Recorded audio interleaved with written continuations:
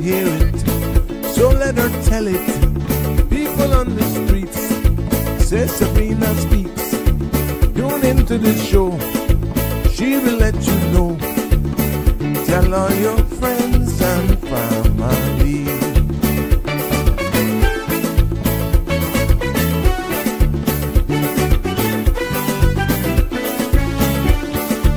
Real talk is no joke. You get the news straight up from grassroots and concerns. You can hear with some people gone.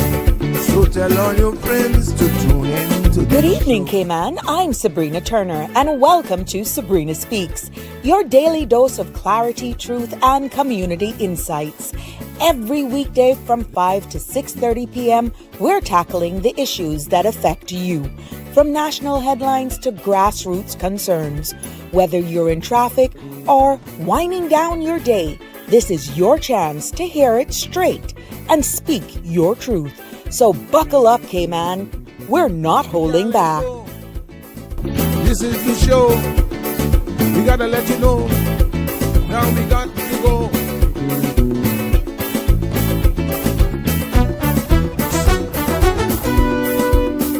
And now here's Sabrina.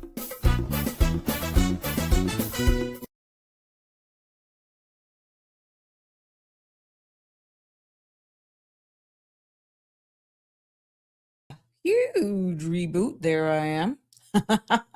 everything I wouldn't even say went down. It, like Sabrina, it's about time. Just reboot. And that's what I did.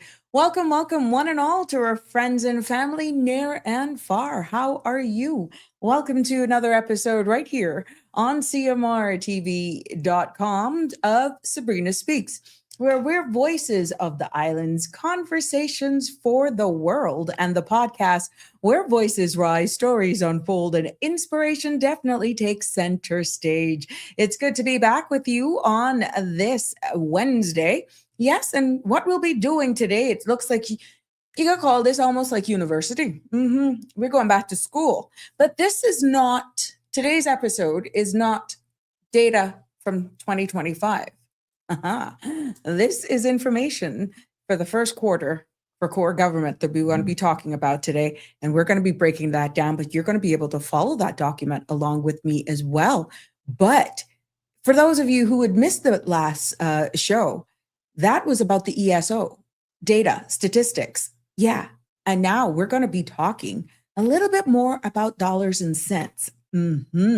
We are going to be breaking it down and looking at the issues that matter to you and your family, because we are going to, my aim is here is just taking a clear, accessible look at the government's financial performance for their first quarter of 2026. This is a legal public document that is in the public's domain. And what we're going to be talking about is about revenue, monies that are coming in, monies that are going out, the spending, cash reserves, debt, capital projects, as well as in this document, and what this all means to every Caymanian. I'm going to not be having any jargon. No politics, just the facts based on this document that's in the public's domain in as plain of language as I can get it in the time that we are going to be allotted. And as always, you know, the phone lines will be open for your questions and your comments as we get to dissect this document.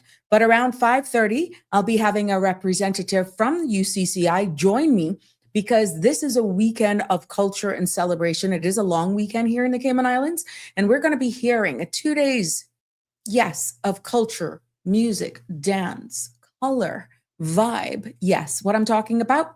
Culturama 2026, and hearing more about that. But please do remember that the content you're about to hear, including any discussions or opinions from myself, guests, and our participants, is intended solely for general, informational, and entertainment purposes.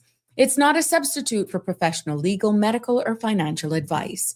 I encourage you to consult with a qualified professional for specific concerns.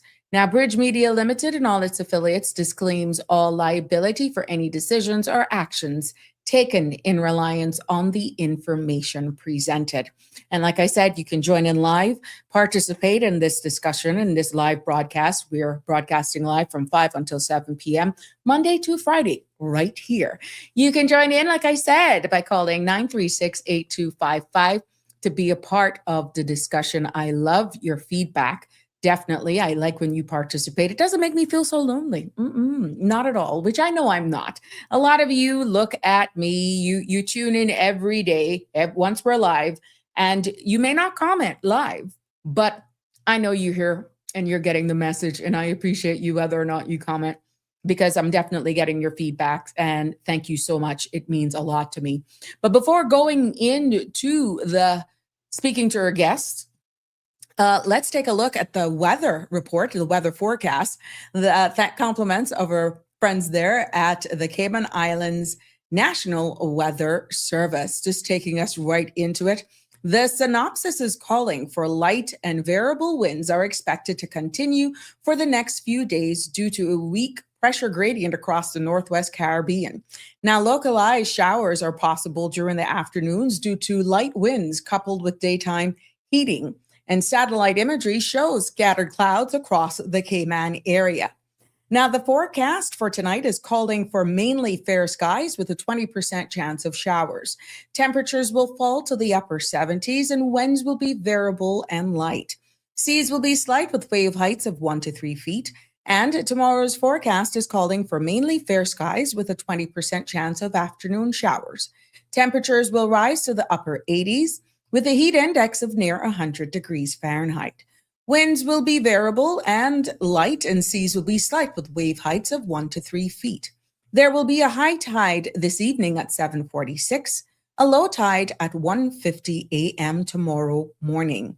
Sun will set this evening at 6:51, and sun will rise tomorrow morning at 5:51 a.m. Now, the outlook, my friends, is calling for moderate winds and seas by Saturday, as a high-pressure system builds over the eastern seaboard of the United States. There you go.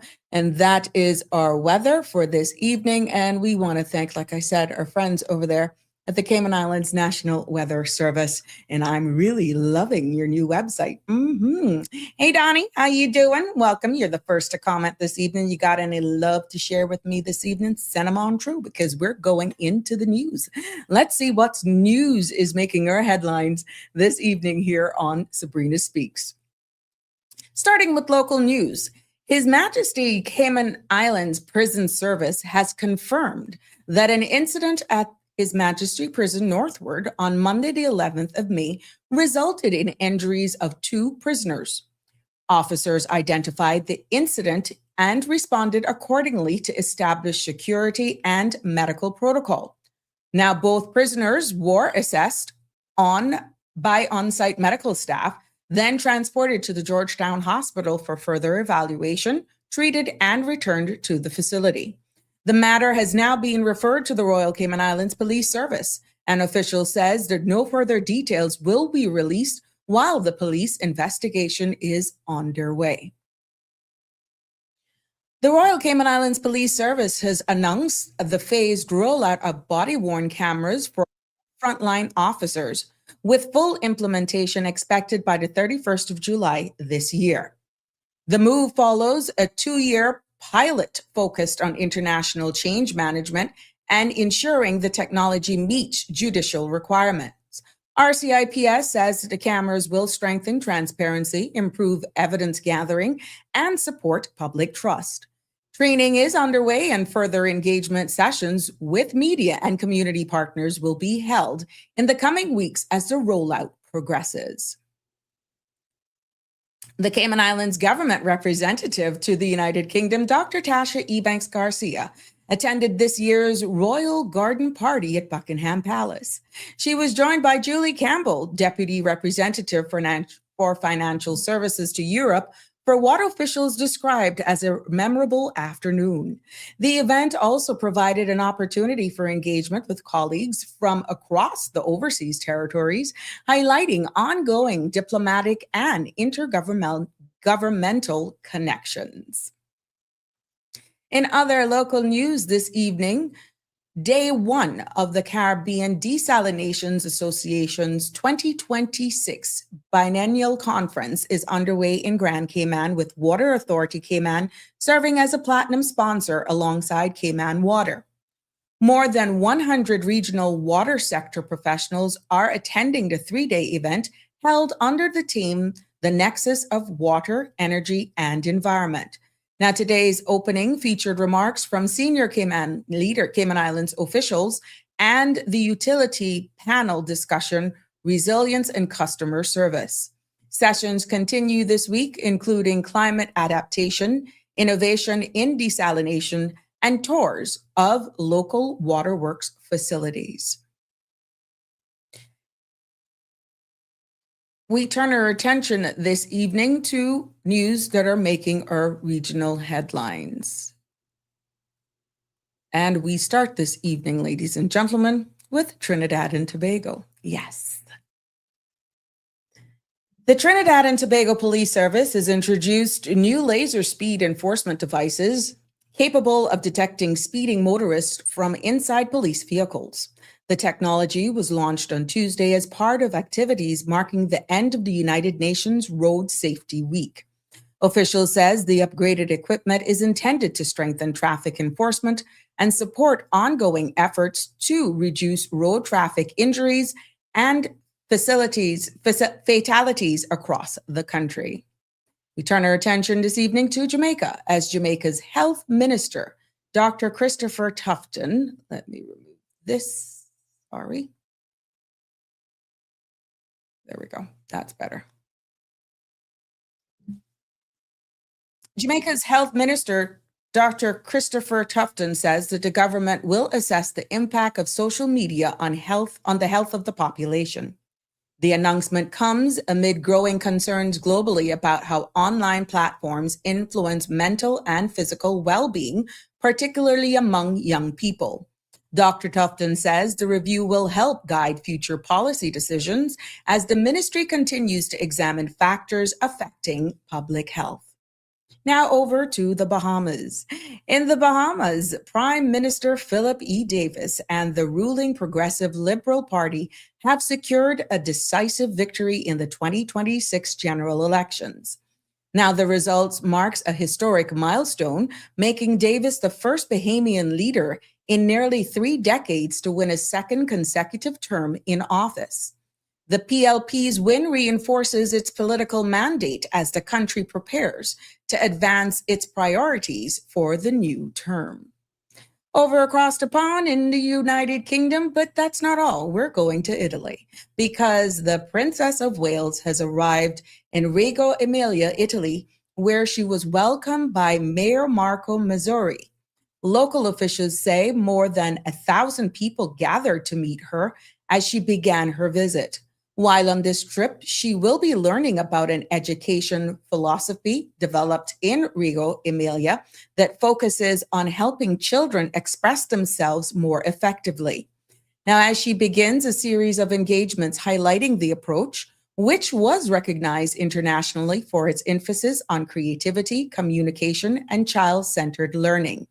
The trip marks another step in her gradual return to public engagements, with the princess expected to take part in a series of scheduled activities during her time in the region. And we see where other news making this evening that the Trump administration is suspending a visa bond requirement for confirmed World Cup ticket holders, according to the Associated Press. Now, the State Department program introduced last year required applicants from 50 countries to pay bonds of $5,000, $10,000, and $15,000 when applying for a U.S. visa. Now, 5 of those countries, Algeria, Cabo Verde, Côte d'Ivoire, and Senegal, have qualified for the World Cup, and officials says further updates on the policies are expected as the situation develops. And as we know more, because I know a lot of you are going to want to go to that, you football lovers, we will keep you posted with all of those events that are happening as well. Yes, yes, yes. There you have it. No markup today for the business roundup this evening, so pardon me for that. We will be back on schedule tomorrow. But that concludes our news segment for this evening, right here on Sabrina Speaks, keeping you up to date and abreast with all that is happening. Welcome, welcome, one and all. It's good to have you join me here this evening. We thank and we want to acknowledge our subscribers and our new followers as well for liking and sharing our page. Yes, we appreciate you. And I can tell you what, I respect your privacy. In the sense where, do we want to post everybody that likes us? If you want that, yeah, fine. But I'm letting you know, I appreciate it. I see you. And we are definitely feeling the love over here and what we're doing. And we thank you from the bottom of our hearts. Yes, yes, yes. Good evening, everyone. Welcome to one and all. It's a pleasure to be here with you. All of you joining us for the first time. It's good to have you here with us this evening as we look and navigate life and learn. Yeah. Happy birthday to anyone who's celebrating a birthday today. From all of us here on the Sabrina Speaks family, we want to let you know that we see you, we love you, we appreciate you, and we celebrate this milestone for you. You could be celebrating life or an anniversary. We're sharing the love as well. And as we see what's coming in here from my lovely ladies, I see you guys. We getting our flowers of the day from our 2 stars, Miss Dawn and Connie Bonnie. She was early. Oh yeah, I'm seeing it. Now you see it, my friend. By content creators, boy, you guys are doing it. Thank you so much. What is this last one, Dawn? Oh, okay. Well, we're just gonna do not send those scientific names here because I'm gonna slaughter them for you. Good evening. And also, for those who are mourning the loss of a loved one, our thoughts and prayers go out to you all as you navigate this difficult time. And I want to publicly acknowledge.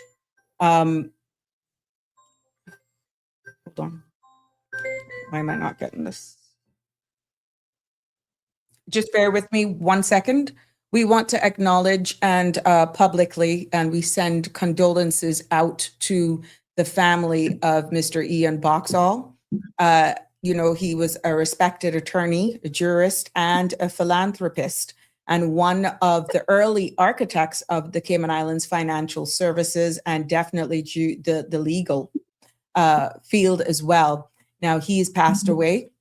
Our sources tell us that he died on May 11th at 82, and Mr. Boxall will be remembered significantly the Cayman Islands for all of his contributions, like I said, to the development of the jurisdiction, legal and financial framework, and his long-standing service to the community overall. Now, personally, my sincere condolences from my entire family, including the family extension in the BRAC, Linda, and all of her family, goes out especially to Joanna and Simon Boxall, and to your immediate and extended families as well.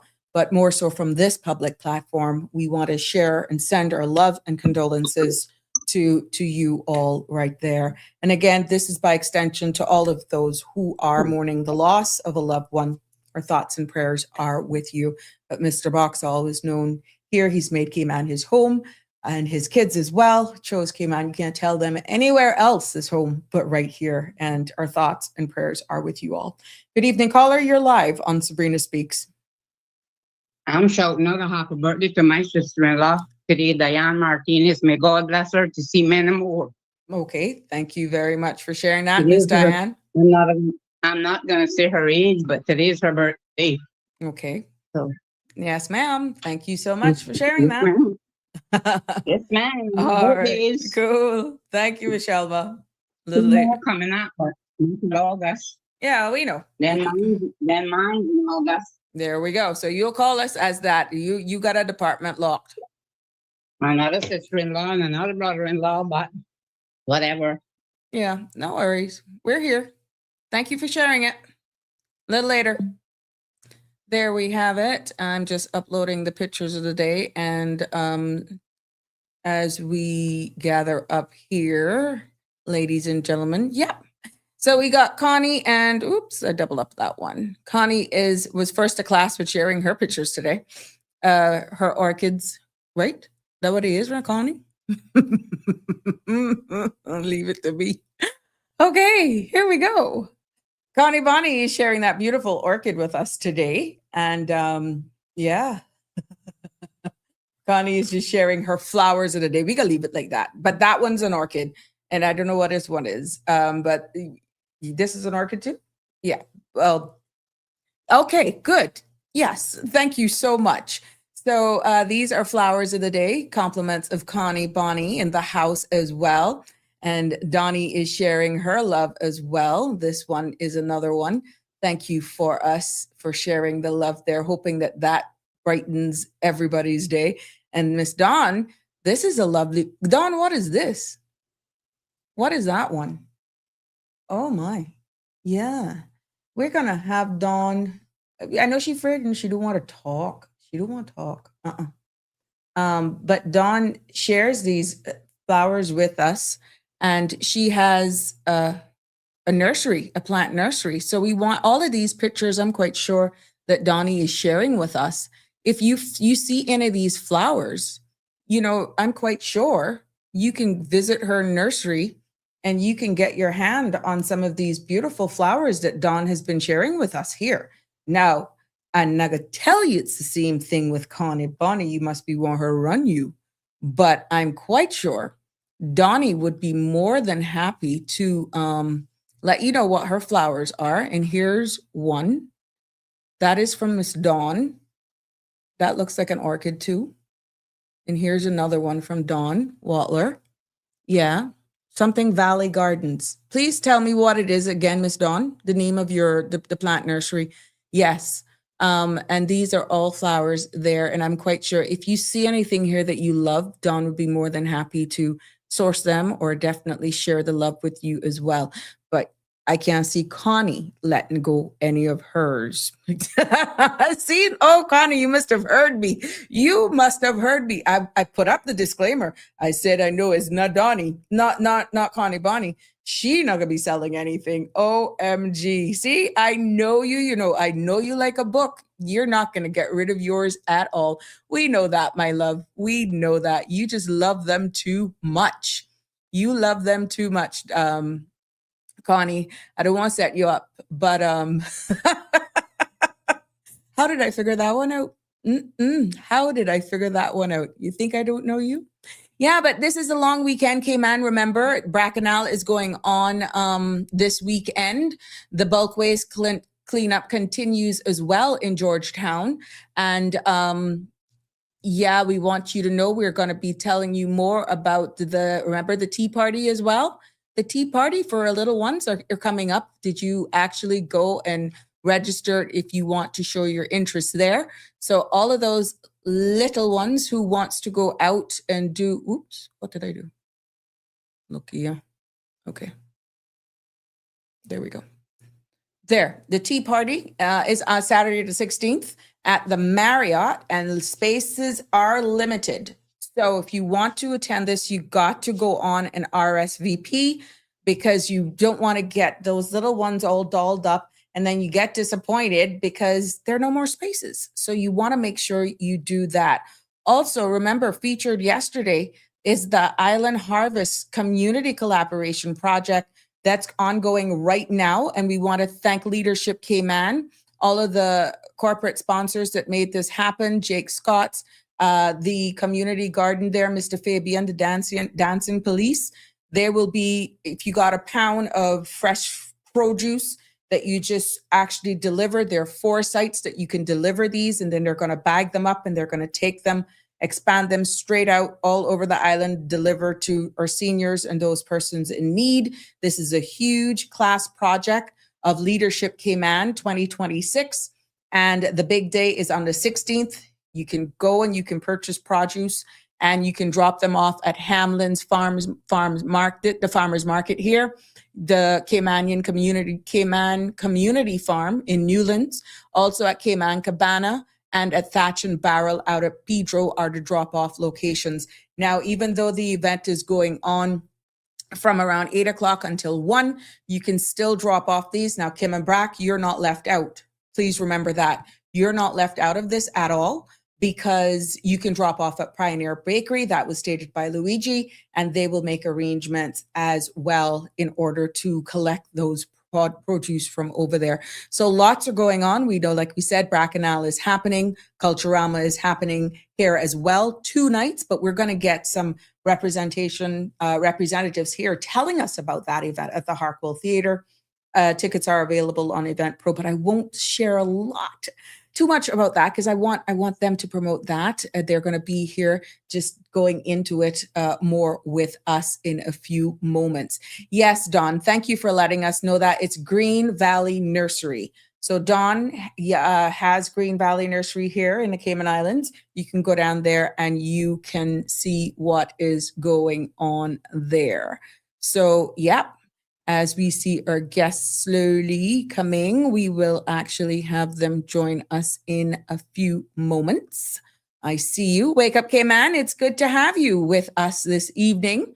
Andrew, hi, good evening. Blessed Cayman, he's saying. It's good to have you here as well. Damien is in the house. Good evening, all. Long-term success is the result of relationships built on a foundation of trust. People get more value for those they trust. You're quite right. Thank you so much, Damien Henry. You sending us that cool temperatures from the UK and staying up late with us tonight. We appreciate you. Thank you so much. Yes, come on, Miss Dawn. That's what Connie is saying. Get with it. Thank you, Connie, for clarifying. Both of Connie's flowers today were orchids. Yes. Mm-hmm. Yeah, please. I love you, girl. I love you. Do not even think about it. Mm-hmm. Hi, Wake Up Cayman. It's good to have you with us. Yes. It's good to have you with us. And put you in the back one little bit. There we go. So be with you. Yes, it's good to have you. We had hailstorms today here in the UK. Keep it. Oh my goodness. You had hailstorms. Keep it. We can send you warmth. You keep it. Even though I don't mind a little nor'westers every now and again. But those, oh gosh. It's May, for God's sakes. What are you guys doing with that type of weather? I saw a blogger, a content creator who was just, he's like, I didn't sign up for this. Of course, his accent and the words were quite comical. He said if he had signed up for living in Antarctica, he didn't sign up for that. It's bloody May, but it was funny. It's funny. I just like that guy. He's cool. Hey, Miss Dorothy, how you doing? Where's North Carolina love today? And Aliano's late to class.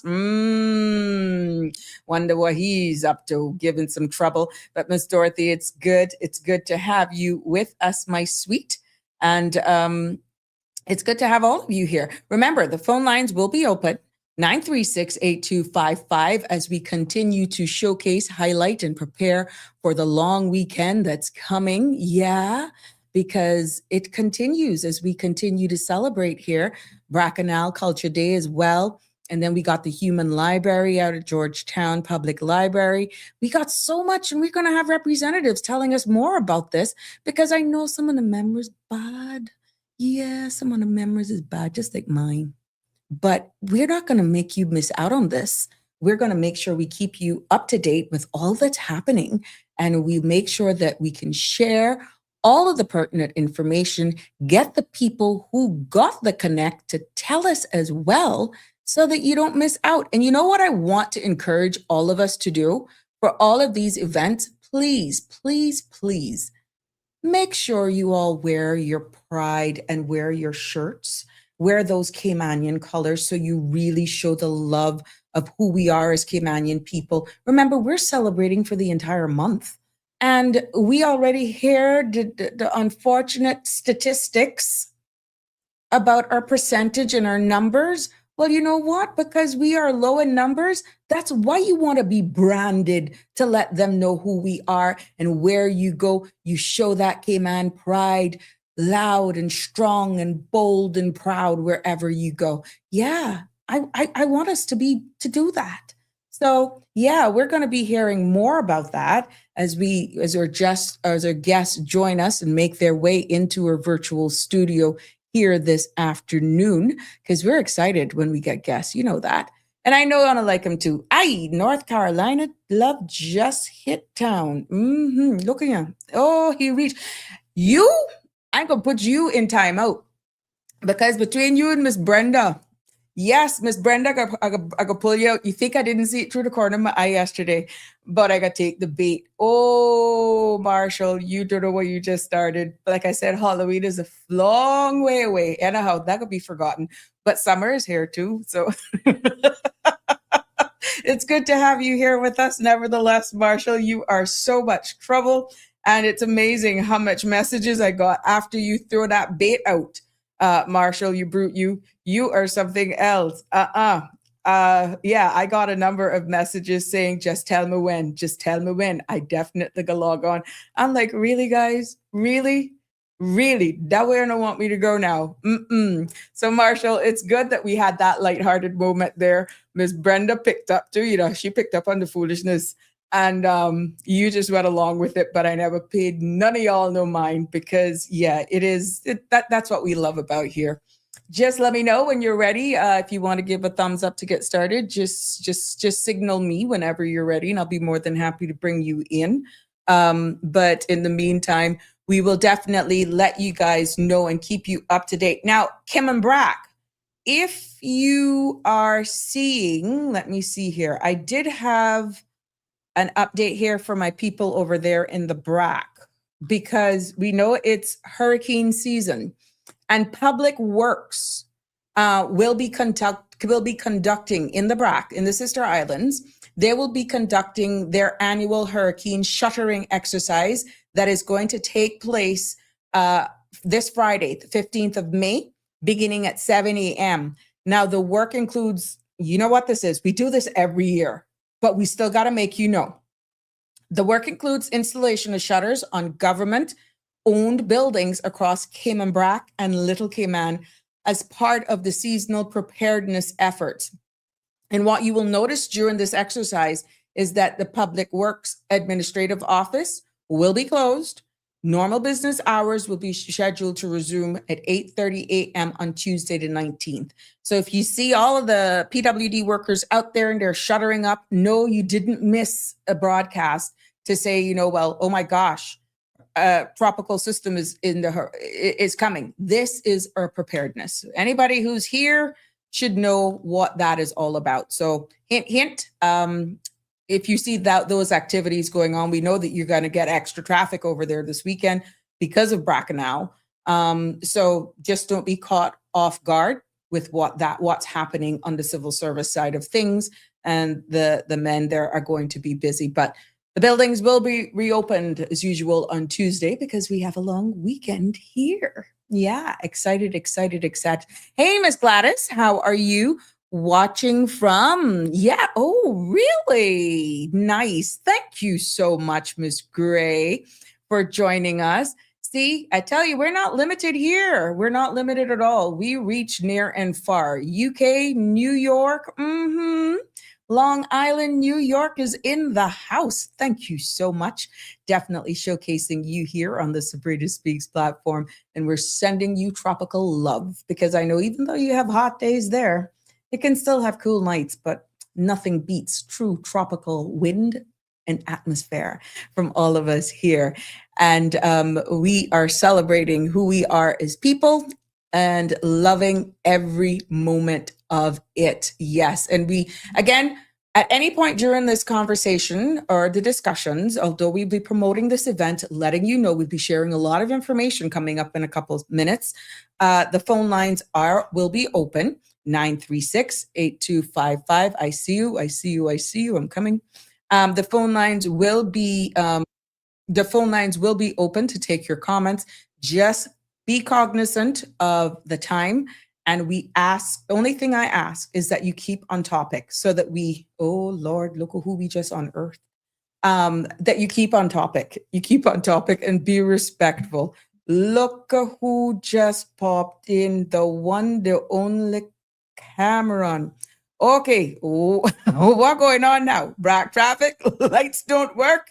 Just go on through. Oh my God, Cameron, where have you been? OMG, they put out all sorts of APB, and boy, you answered. Oh my God, welcome back, welcome back. It's been a minute, but you're back. Darn right, we're loving every bit of who we are. There we go, the one, the only Cameron. Well, ladies and gentlemen, let's get, because we have our guests here as we highlight and showcase this section of our show. And we're so happy to have joining us this evening to tell us more about Culturama 2026 that takes over the Harkwell Theatre for not only one night, but two spectacular nights of artistic expression. And yes, I'm talking, this is a long weekend here in the Cayman Islands. I'm talking about Saturday, May the 16th from 7 p.m. and on Sunday evening, May 17th from 6 p.m. They're going to be celebration continues into the second evening, and both nights are going to be filled. We want that, we want it filled to capacity. And we want you to support UCCI Dance Group, dance company, and the Cayman Islands National Cultural Foundation, and the Ministry of Education and Training. We got all of our sponsors on board as well. But you know what? I am going to make our guest tell us more. There is a cost, though. Tickets are $25, and you can go on Eventpro for this, and if you want to enjoy this experience. So yes, without thumbs up, you give me a thumbs up. We're good? Yeah? Okay, let's go. Let me bring our guests in the studio. Welcome. Miss Tanissa, good evening to you, my sweet. How are you? Good evening, Sabrina. I'm wonderful, and good evening to your audience as well. It's so good to have you joining us. Let's see if Mr. Glenn, just give me a thumbs up if you're ready. Yeah, I'm hearing you. I'm ready. Can you hear me? Oh, good. I can hear you loud and clear. Fantastic. A black screen, but we can hear you. That's all that matters, I guess, right? Yes, absolutely. Oh, my goodness. It's a pleasure to have both of you join us now. I know, Mr. Glenn, you are going to be telling us about the event, the 2 evenings spectacular event that's coming up. And Miss Tanissa is more broad. We're going to just milk her for all that's coming up for the weekend and the rest of the month as we celebrate who we are as Caymanians and our heritage. But Mr. Glenn, it is it's a pleasure to have you on here to help us showcase, highlight, inform. And if people didn't know this was going on, tell us what's happening, because this is 2 days of a spectacular event that's happening. And you're from UCCI, one of the key partners in helping to bring this event to life. Tell us more.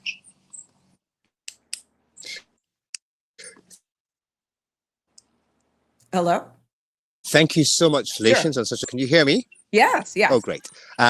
I'm so delighted to be given the opportunity to come and talk about this most incredible show that is about to hit our cultural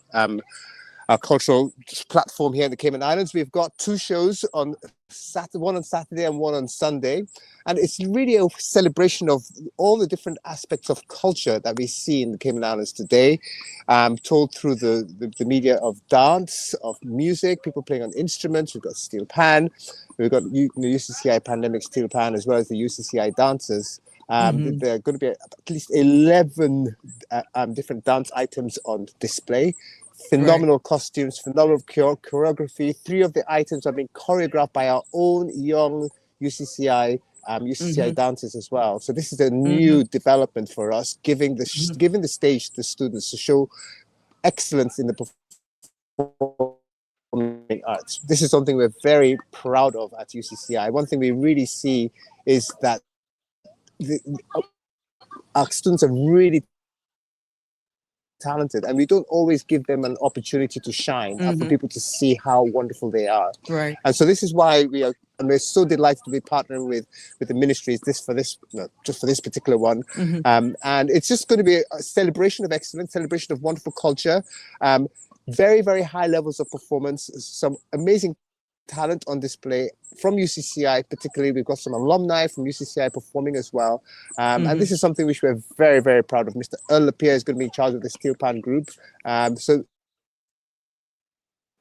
we've got a something there for everybody's taste. Different Right. genres.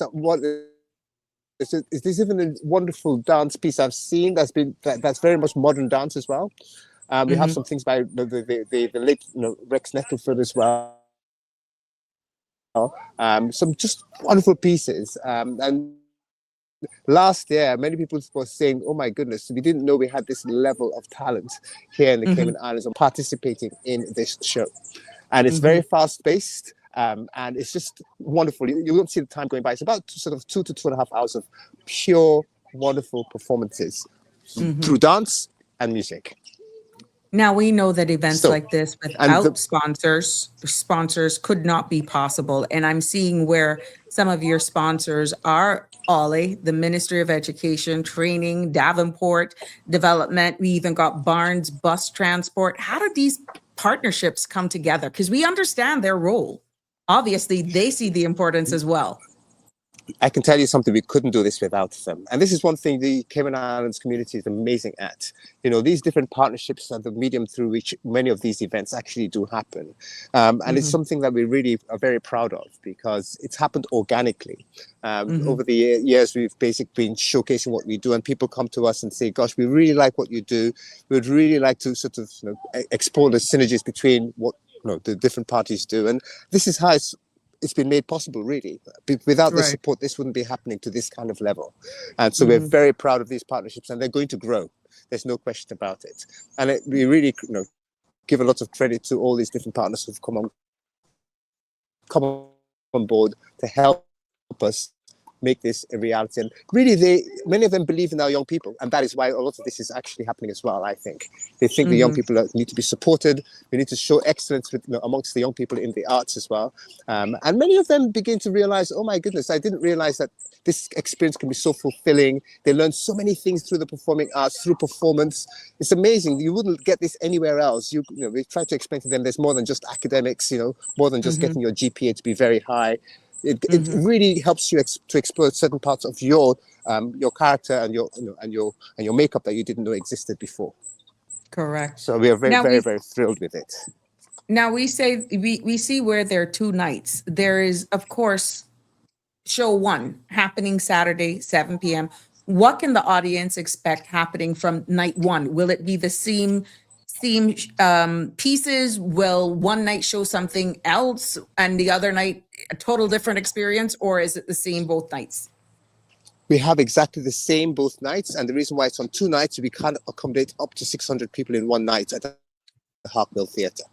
So some people decide to come both nights because it's just so exciting. It's like watching the same movie twice and seeing different things the second night because you thought you missed certain things that you just were so focused on some other aspect of the performance. And so you come the second night and say, oh, I missed that. I missed that particular dance. I didn't see they were doing that because I was focused on this other dancer, for example. So that's something which you will probably benefit from coming both nights. But one thing we normally find is people can't make Saturday, but they can make Sunday. Some people can make Sunday, can't make Saturday, for example. And the wonderful thing is Monday's a public holiday. So, the fact... Exactly. So if young people want to come to it, they're very, very welcome. And one thing we're also doing for the schools is we have 2 shows, one tomorrow and one on Friday, because we really believe we need to make this accessible to all the school children on the island. So at 10:30 tomorrow, so 10:30 tomorrow and 10:30 on Friday, they're being bussed in, and literally every school has been contacted, and they have selected students that they feel are going to really benefit from the experience. Excellent. So isn't that exciting? Yes, it is. There's no such thing as outreach. Yeah. Now, without again, and we really appreciate the opportunity to come to come and talk about it. It's really great. Sure. Without giving away too much, are there any standout moments or surprises that you think will really resonate with the audience this weekend? I think one thing will really resonate with our young audiences, particularly, is this one modern piece I've seen, modern dance. It's amazing. Choreographed by one of our own students. Yes. I looked at that and I thought they are going to go wild when they see that. Because it's almost Yes, it's speaking their language, right? Because I looked at it and I thought, this is very different to what we would normally do, when Uh-huh. things are choreographed by the generation above them. So this Correct. is great. This is really exciting, and it's a natural expression of what is relevant to our young people today, and that's something which I'm really looking forward to as well. Well, if you can share with us some logistics and tickets, how people can get their tickets for each night, just share with that. Can you Some share? people can go to event Pro. They can get tickets on Event Pro. They can also get tickets at the door as well. But it's something that we really are looking forward to, welcoming as many people who are able to come as possible. Okay, there we go. Well, if there's any So just additional come along information, with accommodation. sure, yeah. But beyond the entertainment of Culturama, that has strong educational value. And I'll just ask you this one before I let you go, or to just do a wrap up. How does this event overall just support the literacy and creative development here in Cayman? Because I think people come just looking to be entertained, but it's much bigger and deeper than that. Way deeper. Some of the stories that they're telling through performing arts are just so deep, so thought-provoking. And I'll tell you something, tomorrow for the children's shows, we're incorporating a Q&A for 15 minutes at the end of the show to enable the children to ask the questions that have been raised by what they have seen. Because there's always going to be certain things, certain compelling and thought-provoking things that they're actually going to witness and experience. And they will inevitably have questions. Of course. Yeah. And this is because last time when we did this, they had all these questions, but there was no outlets. There are no outlets to act for the kids who are coming. So that's the educational component that we're really looking forward to seeing. Wow, I'm just so happy, because if we're trying to learn about who we are as culture or heritage, so this is a wonderful event. And it also can give those children that opportunity as well, to connect with their heritage and identity, all in art form. So there are lots of takeaways. Incredible takeaways. And like I say, many people don't know what they're missing until they see it, if that makes sense. So for example, you go to the show, you think, oh my goodness. I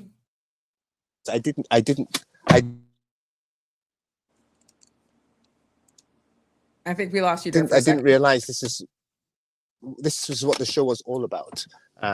So something like that, people maybe? Can you hear me? Yes, now. I am now. Yes. Okay. Oh,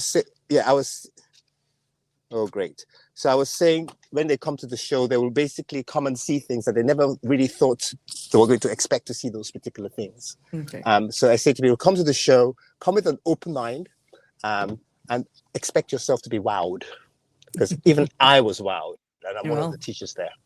There we go. Well, thank you so much, Mr. Glenn, for taking the time out of your afternoon. I can hear the excitement building in your voice, and you've definitely got me. Like, you know how Caymanians are. We fast. I want to see what this modern piece is all about, You got me, got questions?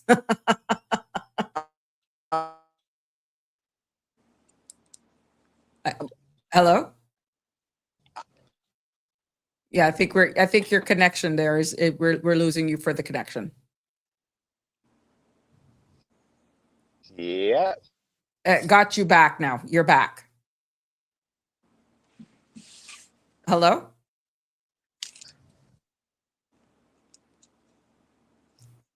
Yeah, I think he's probably moving. Yeah, I think we might have lost Glenn. Yeah. Mr. Glenn, if you can dial us back in, if anything, but I think that was pretty much his wrap up. But excellent. Thank you for joining us, Glenn, if you're hearing me. And we will continue with the discussion, and I wish you a successful show.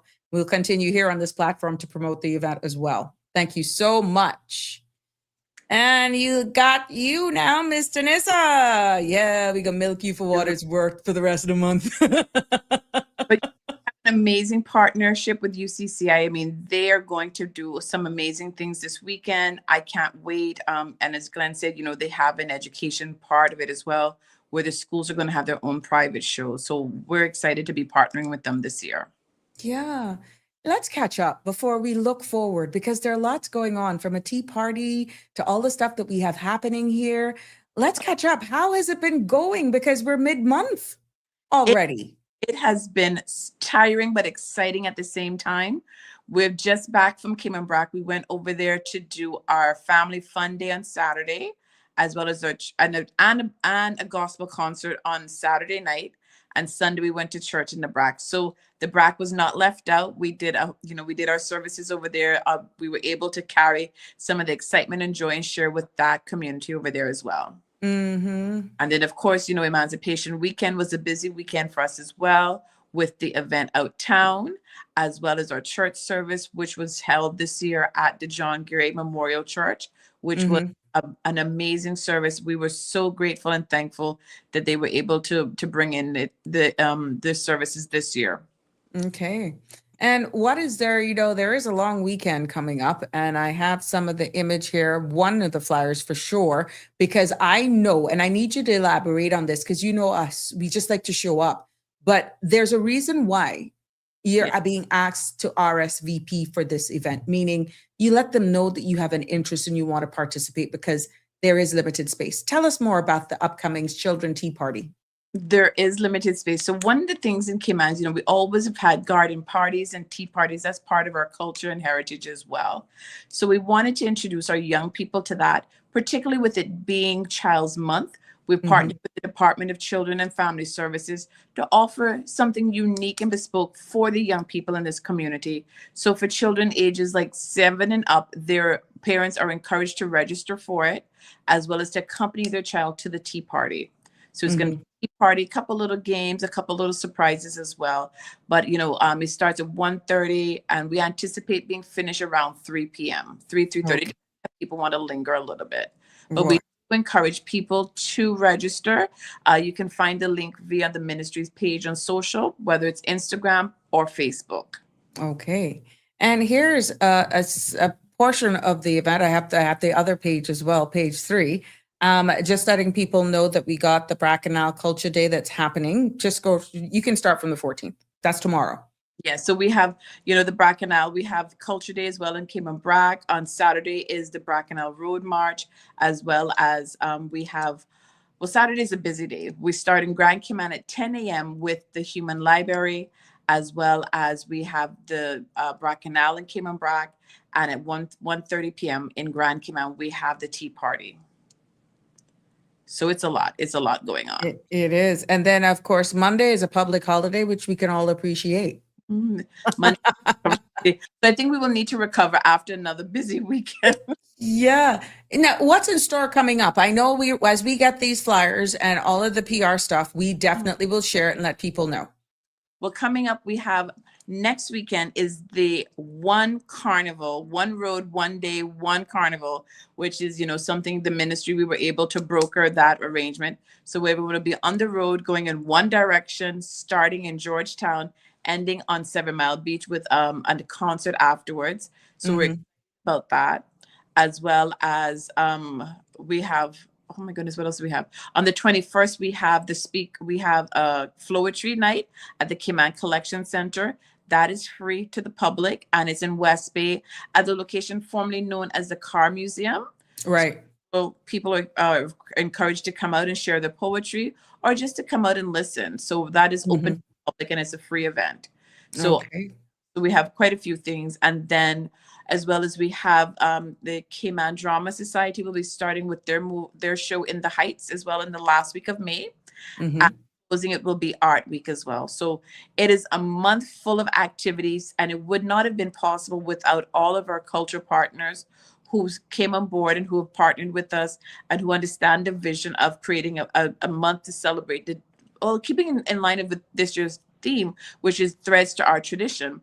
And it's been talked about earlier, dance just being one of those threads, expression through arts, oral history as well. So we've tried to hit all those different threads this year. Okay. Well, Tanissa, thank you so much for sharing with us and for coming on and not only giving us some sort of highlights of all the events that have passed, definitely preparing us for what's coming forward. We'll continue to push it here on this space and reminding people what's coming up. And for all of you who are heading over to the BRAC, I get my knee already wrapped up, but I can't make it this year. And for those people who are staying in Grand Cayman, we invite you to come to the Georgetown Public Library at 10 o'clock. We're going to have people like Miss Arthur Lynn Pedley, Mr. Rennie Barnes, Miss Joy Bastille, Miss Marge Quinlan. They're going to be serving as our books, so to speak, and it'll give you an opportunity to check them out, talk to them a little bit, and find out what life was like when they were younger in Cayman 20, 30, 50 years ago, and even 60 years ago. So what was life like back before we had the internet, before devices? What did people do when they were younger to entertain themselves, playing marbles, gigs, whatever it might be? So it's a great opportunity, and it's a free event open to the public. Yeah. And we've tried to really keep our events free as much as possible, or at a very minimum cost to the public.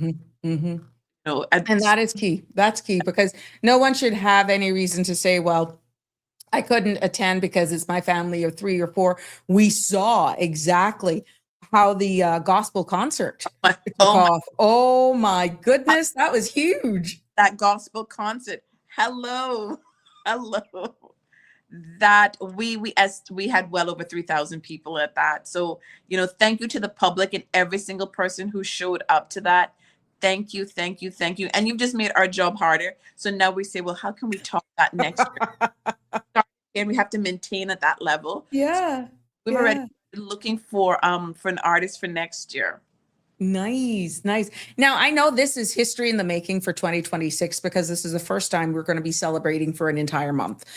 So for those of you who are like, oh my gosh, why didn't they kick off from the Friday night? Similar, like how we started off Pirates Week, maybe like a grand opening celebration. We can have some stuff in town, like what they did the Emancipation Day. Why didn't we start it off from the Friday and you go straight through the weekend? Look, this is a blank canvas. We're just getting started. And I heard, I got to keep on this, because I have to advocate and speak up for my Sabrina Speaks family. They're really hoping that you all can have a long weekend every weekend in this month, but people are looking for it. I think our team will need time to recover, because we have been overtime for the entire month, but we absolutely love it. We love going out in the community, and really and truly, this bore from the community saying they wanted more opportunities outside of Pirates Week to celebrate and promote Caymanian culture and heritage. And so, culture and heritage it takes so many different forms. It has many different threads. And here was an opportunity for us to partner with CNCF, the Cayman Art Week, UCCI, the National Museum, the National Gallery. There's so many people who work tirelessly throughout the year to promote Caymanian culture and heritage. Without them, this would not have been possible. And it's the first time we're doing it, and I can just see it continuing to grow from strength to strength. So we encourage people to come out to events this weekend yet again, and as well as the ones for the remainder of the month as well. And you know what? This is an opportunity for our corporate persons who may not have jumped on board for 2026 to see what you were capable of pulling off in 2026. Now, can you imagine if we get even more corporate buy-in for 2027, what this month could look like, and the level, the quality, and even more entertainment that we could actually incorporate. So that appeal does not stop. Even though the month may be coming to an end, the celebrations, as we highlight it for this month, we don't stop celebrating who we are, educating, informing, and letting people know where our culture and our heritage is all about, just because this month was dedicated to celebrate the entire month. This is happening all the time, and you can reach out to the Ministry of Youth, Sports, Heritage, and Culture. Culture and heritage. Oh Lord, I had a dyslexic moment there, but you get my point. Reach out to Ms. Tanissa. You want to jump on board to say, hey, we want to jump on board. I'm sorry, we just missed it for whatever reason. It wasn't budgeted for, but we definitely want to know what you got in store for next year. Let's get a start on it from now, so we can make that year the best year ever, even though this kicked it off. Thank you so much. A lot of hard work went into it. It would, like I said, it would not have been possible without an amazing team in the ministry, as well as our amazing partners as well. Every single work to make this month an absolute success. And, we look forward to next year. I mean, we've set the bar really, really high, and the public has responded. So they have pretty much given us the go ahead to say, yes, these are the activities we want. Please put on more. Like I said, the gospel concert blew us away. Like, I was getting reports from people that there was a traffic advisory. Like, we shut it down. Yeah. There was the RCIPS did a public traffic advisory saying, look, the capacity is full. You need to spill over. Can you imagine? We hear that for agricultural show, but for, you didn't expect it. And we had the junior Badabanu that took place earlier on in the day, but yet look at the crowds that concert drew, that it attract. It did. And so we're looking for, like I said, we've already started looking and brainstorming about who can we bring for next year, because, we've set a high standard. The audience expects this from us. Nice. And we're looking forward to the challenge as well. We love. Nice. Well, there you go. When a country comes together, all the people come together for a common good. And I'm hoping that you all are seeing exactly what you expected or you envisaged to become of this month-long celebration, and that, it only motivates and encourages you even more to look forward for what's in store for 2027. So Tanissa, thank you so much for coming on and letting us know what has happened, what to look forward to, and continue to showcase and highlight as we celebrate a month long of who we are as Caymanian people. Thank you so much, Sabrina. Thank you for your support as well. Sure, my pleasure. And anytime, if there's anything pop up, just jump on for 5-10 minutes. Sabrina Speaks is your home girl.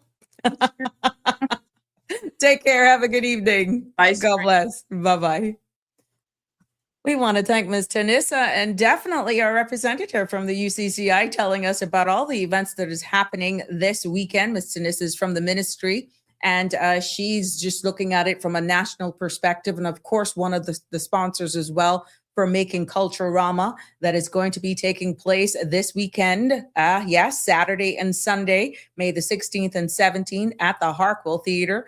Tickets are $25 on eventpro.ky. So you want to go on and you want to purchase those tickets right now.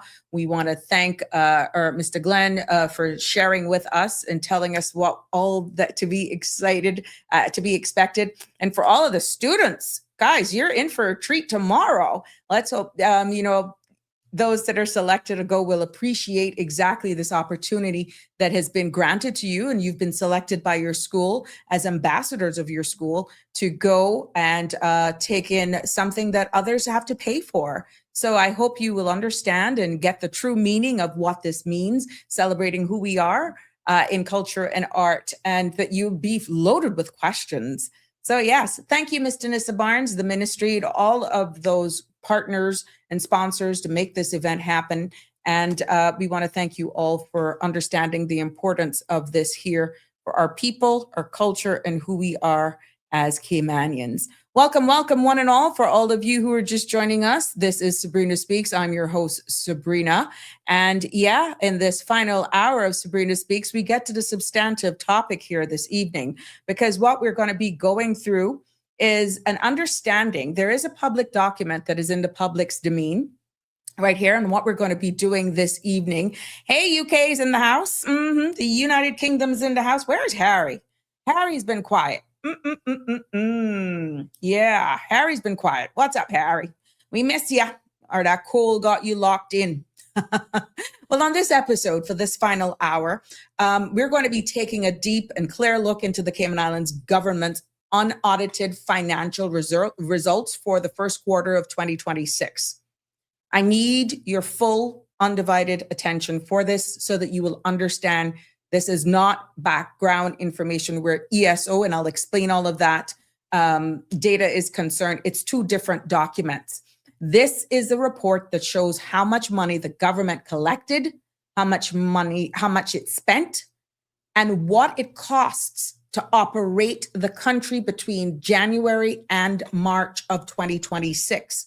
Now, ladies and gentlemen, these numbers come straight from this document. And that, my friends, is the government's financial system, and from the chief financial officers across every ministry and statutory authority.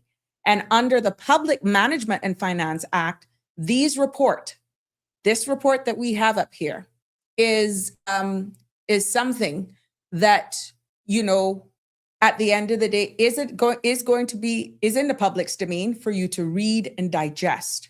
And in accordance to the Public Management and Finance Act, these reports must be published every quarter in law.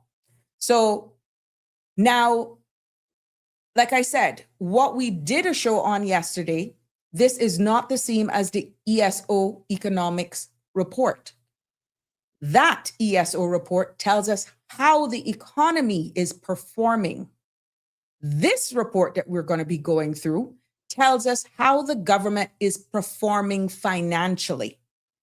Two completely different things. So I encourage you to go get a cup of tea, whatever, because we're going to go straight into this, and I'm going to do my best to break it down to you. No spin at all, no politics, just clear information so all of you can understand what these numbers mean to you, your family, and the cost of running the Cayman Islands government. Okay? So I'm going to be, as I go through this document, I will be going through the slide one by one for you so that you can follow along with me, and it all makes sense, even if you have to realize, oh, you may have to zoom in on it for whatever reasons. So I'll be breaking this down in a consolidated format so that you can follow along with me. Some of the pictures and the grids, I will only speak to them. I will not be able to pull them up individually. So here you have the executive summary here on slide 5 that is on the screen. And that, my friends, is the big picture. And what this executive summary is saying is for the first 3 months of 2026, the Cayman Islands government here in this document recorded a surplus of $321.7 million. When you include the statutory authorities and government companies, the total surplus for the entire public sector was 328.1 million Cayman dollars. Now, that simply means, my friends, that the government collected more money than it spent during this period, and that the country's net assets now stand at $2.9 billion. That's 2.9 billion with a B. And government is holding over $722 million in cash, in liquid, by way and also deposits. Now, that, my friends, is the money used to run the country day to day and to respond to any emergencies in the event that we have one. What this surplus was actually $58 million higher than what the 2026 budget had expected. And the main reason that government collected more revenue than planned, especially from what we're seeing in this report, such as fees and duties and other conservative revenues, which I'll explain what those are. At the same time, we're seeing in this report where personnel costs and supplies were lower than budgeted as well. But listen, that was only because of vacant posts and delayed projects. So not everything came under budget. Let me just make it clear.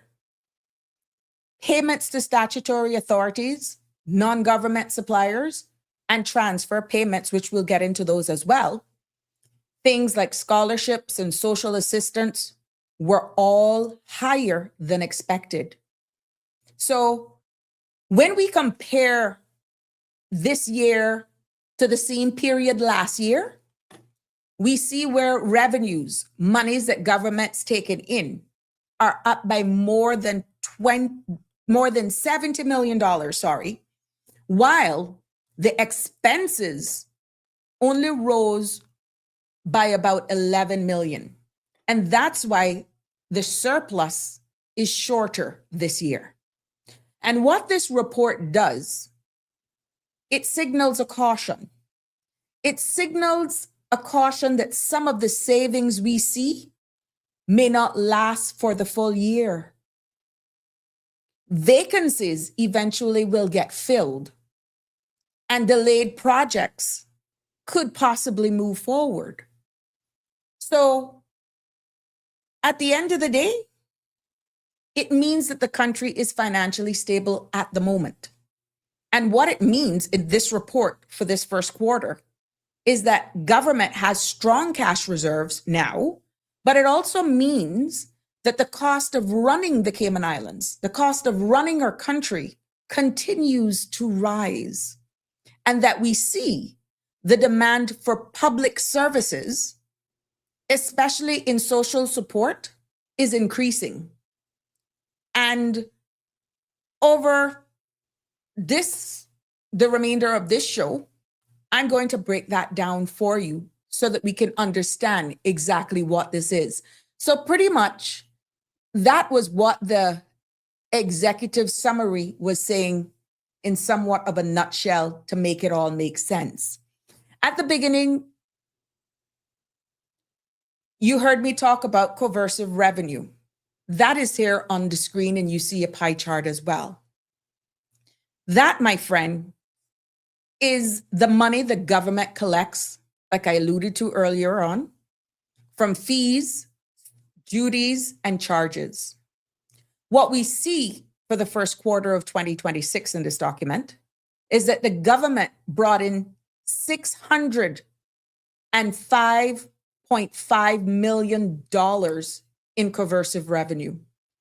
And that's $35 million more than the budget expected, and $71 million more than the same period the year before. What this document is also saying is that the biggest driver of these increases was from the financial service industry. Remember all of those fees that and those legislation that the financial service was actually bringing to Parliament. Now we're seeing the fruits of that labor because it's reflected in these numbers. And what we're talking about is fees from the mutual fund administrators, private funds, exempted companies, and partnerships, all came in well above budget.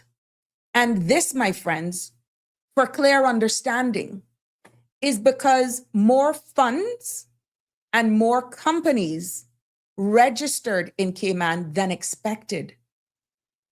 And these fees are usually paid at the start of the year. You see, so where that gives us a bump start. And what we see also here in this is that real estate, property-related revenues also jumped. We saw stamp duty and land holding company transfer charges were higher in this report, partially because of the stamp duty rate increase from 7.5% to 10%. Remember, that took effect 1st of January. And partially because property values and transaction volumes remained high, and therefore it was captured into this first quarter as well. What we have to let you know is that not every revenue stream met the budget target, because we saw where import duty, such as motor vehicle licensing and work permit fees, were slightly below expectations. But compared to last year of 2025, import duty and work permit revenue were actually higher. I hope I'm seeing where this is all making sense and how it's adding up if you've been paying attention. Overall, in this first quarter report, this generated 13% more coercive revenue than the same period in 2025, which means we were still on the positive side. And most of the increases, as stated in this, came from domestic levies on goods and services from property-related charges. My friends, what this is telling us is that the financial service sector in the Cayman Islands is still strong. And what it also tells us as people is that they are spending more, they're also importing more, and they're paying more in duties. And it tells us that property prices and stamp duty bills also continue to rise. What this also tells us under this section is that these revenues, these monies that come into our government, to our country, is the exact monies that fund the operations of government. Everything from schools, healthcare, policing, and social support. So when coercive revenue is strong, the country in itself, my friends, has more financial stability. Where we should get a little concern is when we see it take a heck of a dip. Now we move on to what it says, foregone revenues.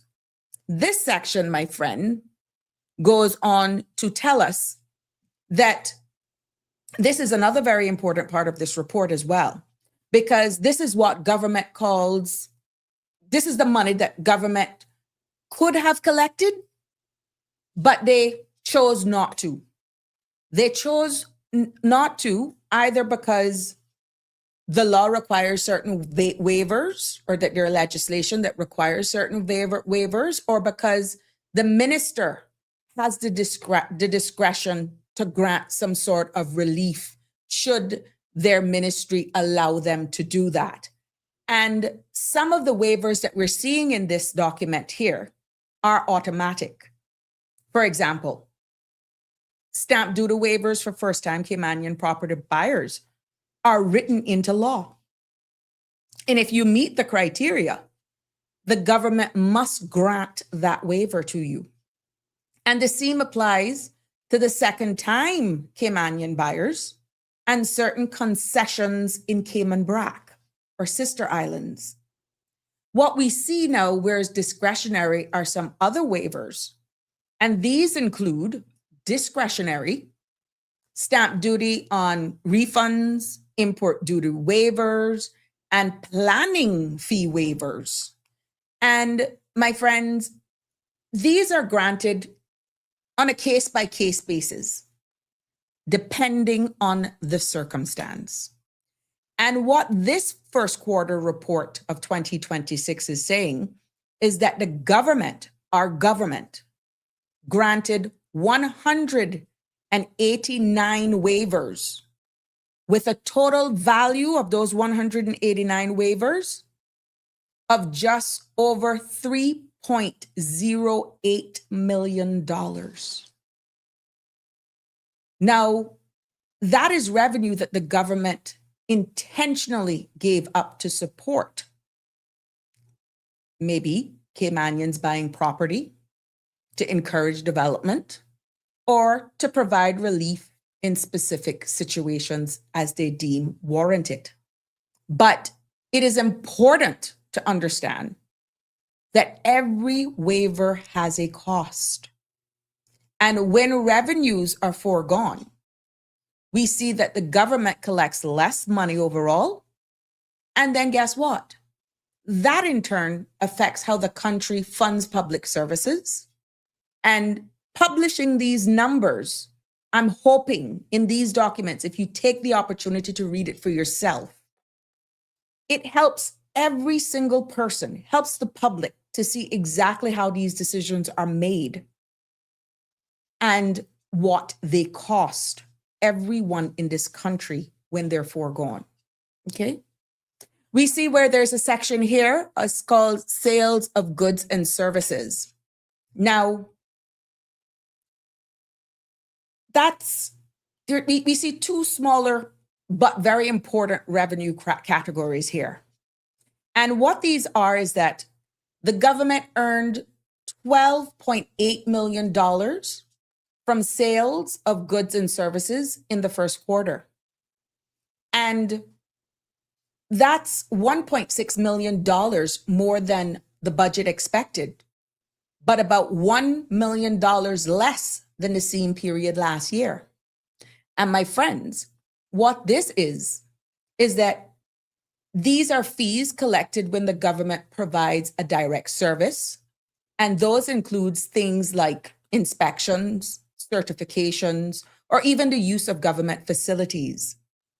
And what these investment revenues came in, even though they came in much stronger, the government earned $6.3 million in interest and investment income, which is $3.4 million above the budget, as stated in this report. Now, what this is doing is that this is happening only because government is holding higher cash balances, and more of your money is being placed on deposit, which in turn is earning interest. So what this means, my friends, first, government services are still being used at healthy levels. Even if slightly lower than last year, what we're seeing, and the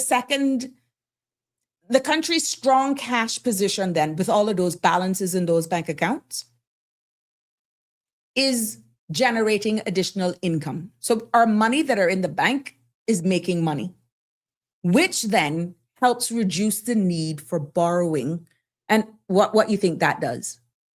That strengthens overall financial stability of our country. Yes. What we can see now as we jump on here to personnel costs, let's turn to two major spending categories. Yes, and we will go into that. Personnel cost and supplies and consumables. In this first quarter report, we are seeing where the government spent $131 million on personnel. Now that's $11.2 million less than the budget expected. Remember at the beginning on the executive summary, I said these savings didn't come from cuts. They came from vacant posts that were across several ministries and departments. And even with those vacancies, we're seeing where personnel costs are still $6.5 million higher than the same period last year. And what that is reflecting is salary adjustments, promotions, and increased benefit costs. We then skip on down then to supplies and consumables. That came in at $37.4 million, which is $11.6 million below budget. Now, the biggest savings were in professional services based on what the report is declaring. And what that is saying is only $2 million was spent against a budget of $5.4 million.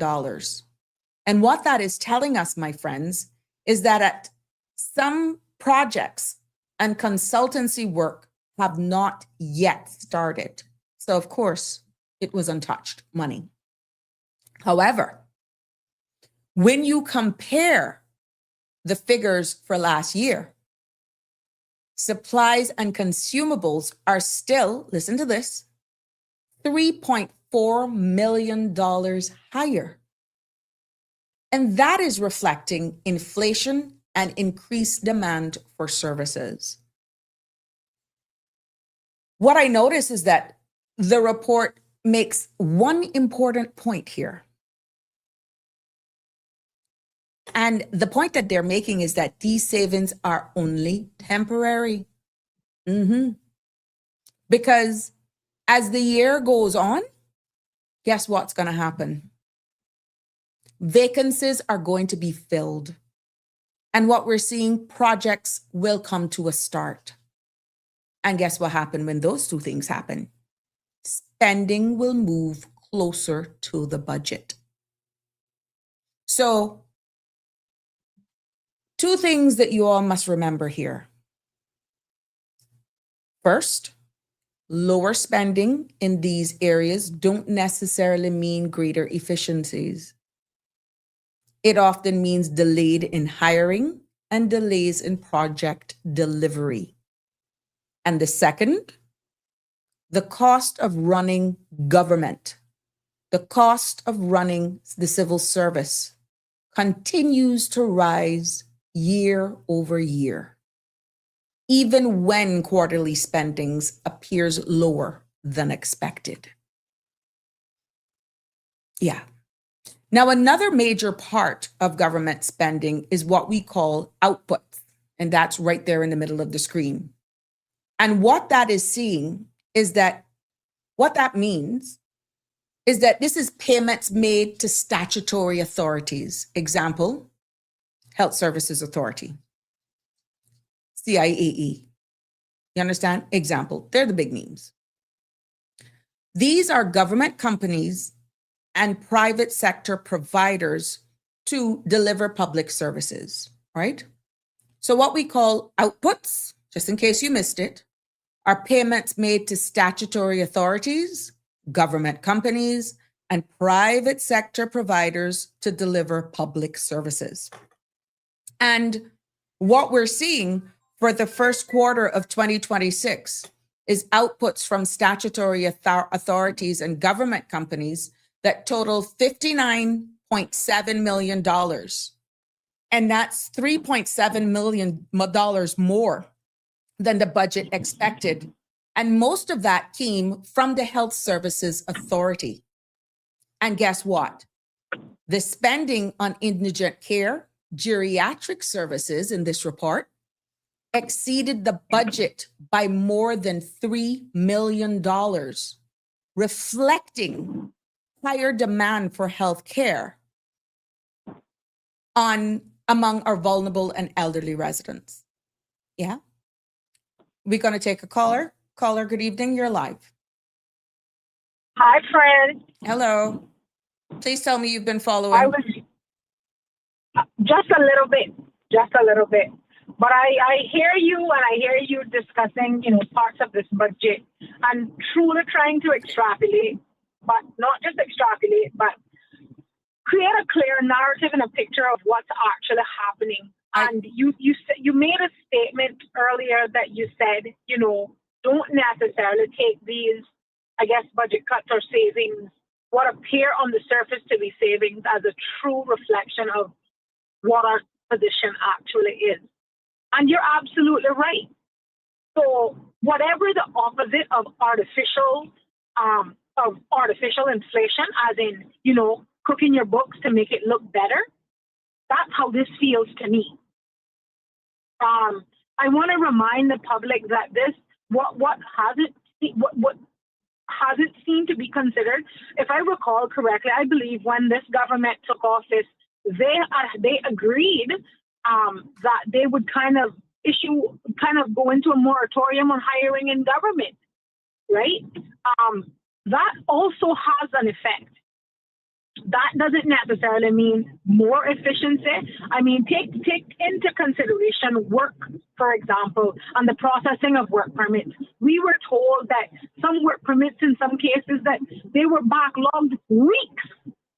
So I'm saying, are we actually saving money here, or is this smoke and mirrors? Well, and that's the problem that I have. And I'm not suggesting, and I'm not saying that it is. I'm only saying that I think that the people are owed a greater level of transparency, because what it looks like on the surface is that, for people who don't actually pull these reports and actually look into them and delve into them and get to the nitty-gritty and the minutiae of what is actually in these reports, it looks truly remarkable. But when you have to consider it in its totality, are we actually getting value? Excuse me. Are we actually getting value for money? Well, Um, I want to could tell present you- the entire report, and then I can have my audience do that, because there are a lot of stuff that is unfunded and I've only reached outputs. and I mean, there seems to be no consideration. I think, reminding the public that I think earlier, this year, or may have been last year, that the Minister of Health made a move that, would kind of rejig the way health insurance for indigents were considered. And we added the word medically indigent to the definitions, indicating that previously, if people understand that the true meaning of indigent, it's basically inability to afford your basic needs. And adding the term medically indigent meant simply put that you couldn't afford health insurance. What are the projections if you've gotten that far? What are the projections for what those costs will look like?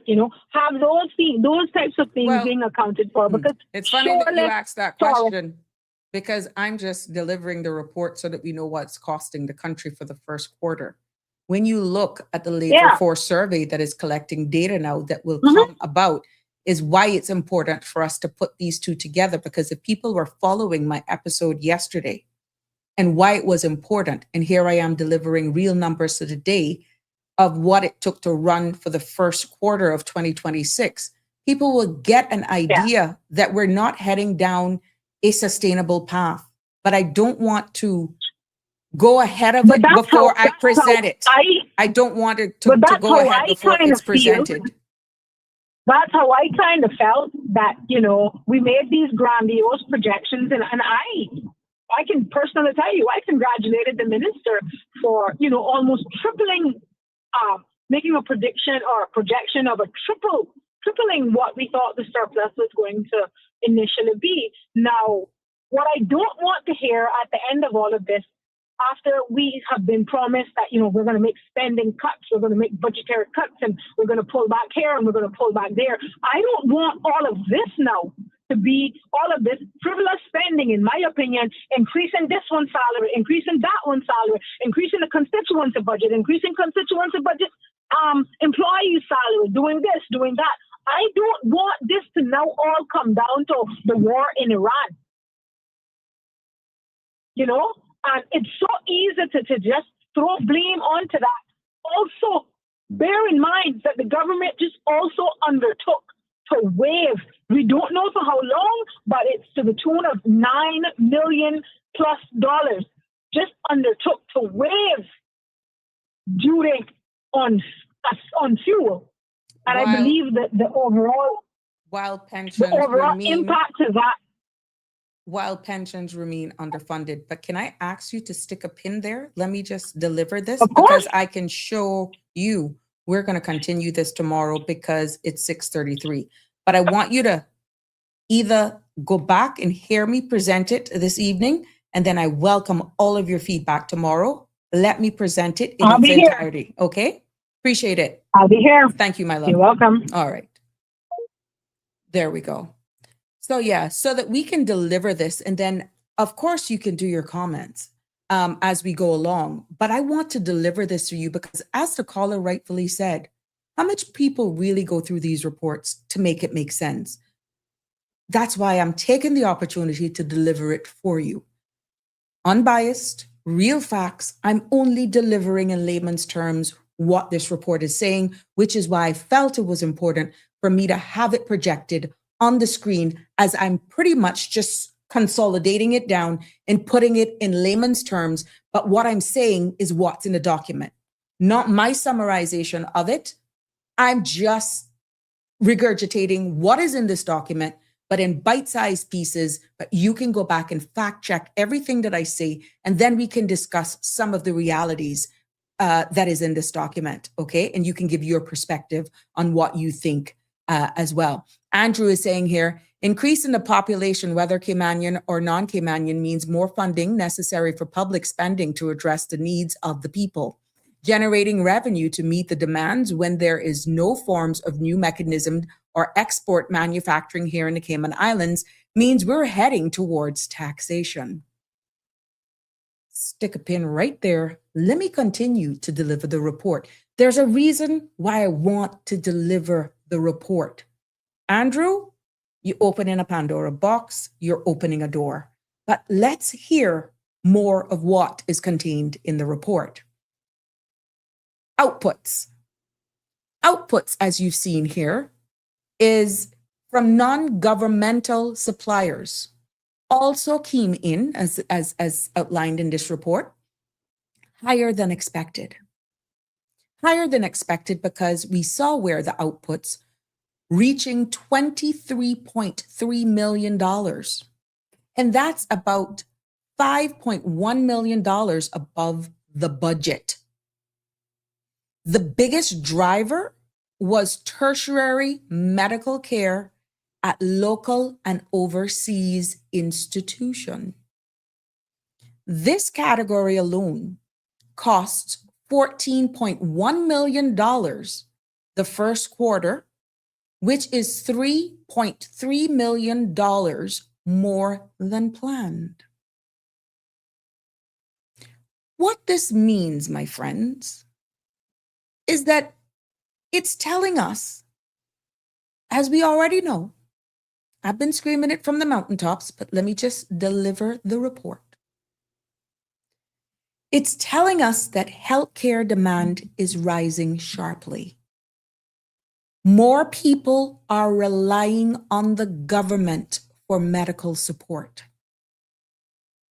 especially indigent patients, elderly residents, and those who need specialized treatment overseas. And these costs are not optional. They are essential services that government must provide. But they also place significant pressure on the national budget.